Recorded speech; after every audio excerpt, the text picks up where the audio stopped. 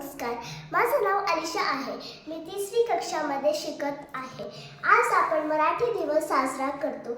आज 27 फेब्रुवारी मराठीतील प्रख्यात कवी विष्णू वामन शिरवाडकर यांची जयंती साजरा केली जाते. आज मी एक कविता सांगणार आहे. ससोबा ससा रे ससा असा रे कसा ताट असती तुझे कान तोंडावरती मिश्या छान डोळे तुझे लाल लाल कुबकुबे तुझे अंग तुझे पांढरे पांढरे दिसे किती छान मुजी रे शेपटी तुझी इवलीशी हालवतोस अशी कशी गवत खातो कुरू कुरू चालतोस तू तुरू तुरू मारतोस तू दडी कशी असा रे कसा भित्र तू ससा आपला शान मराठी आपली मान मराठी जगण्याचा ध्यास मराठी महाराष्ट्राचा श्वास मराठी.